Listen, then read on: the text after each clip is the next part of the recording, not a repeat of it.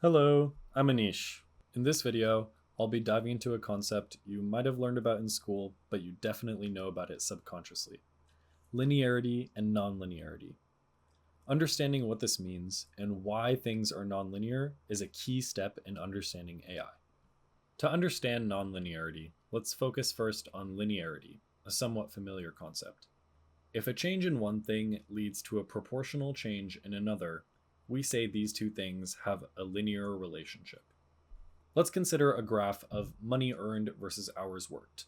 Money earned is on the y-axis, hours worked is on the x-axis.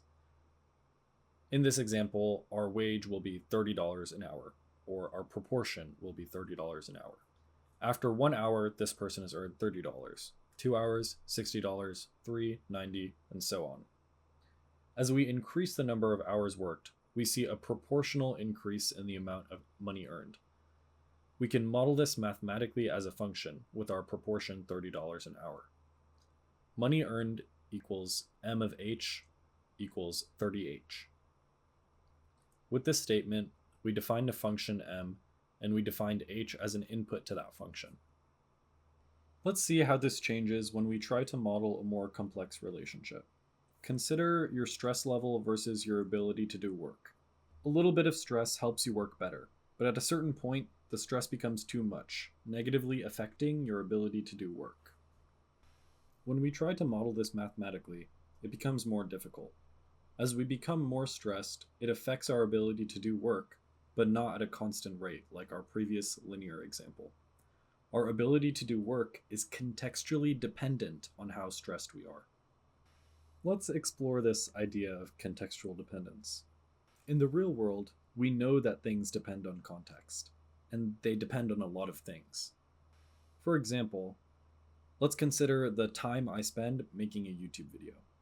The time I spend is dependent on the complexity of the topic, the desired length of the video, and a whole bunch of other factors, but let's just ignore that for now. Intuitively, we know these things are contextually dependent. A video on a complex topic that needs to be 1 minute might take longer than if the video could be 5 minutes long, and if that complex video needs to be 30 minutes, it might take longer than both. In other words, both the complexity of the topic and the length of the topic in conjunction affect the time we spend on a video. The conjunction itself affects it, in addition to each part. We can also model this function, but in general, modeling nonlinear functions is a lot more difficult than modeling linear functions. We've talked about linearity and nonlinearity in an intuitive sense. Now let's get a more formal understanding of linearity by looking at the mathematical definition. Mathematically, for a function to be linear, it needs to satisfy both of the following properties.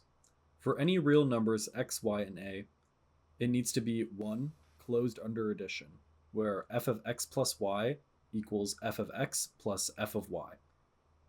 2, it needs to be closed under scalar multiplication, or where f of a times x equals a times f of x. Don't be scared of the mathematical definition. Let's try to get an intuition for what this actually means.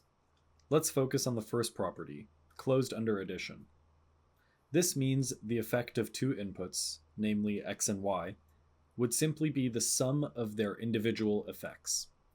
This assumes that the influence of x is independent of y. Adding y into the function does not change how x behaves. Their effects do not interact.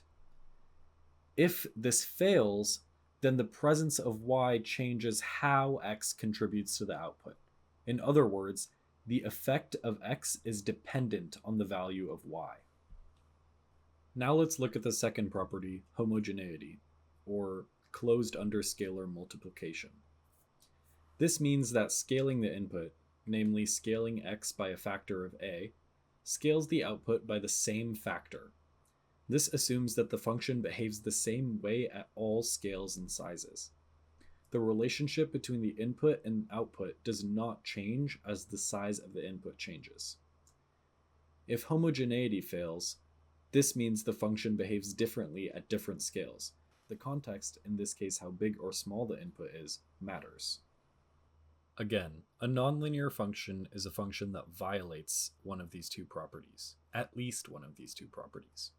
In both properties, we're basically asking, if I apply this operation, then apply our function, is it the same thing as applying the function, then the operation?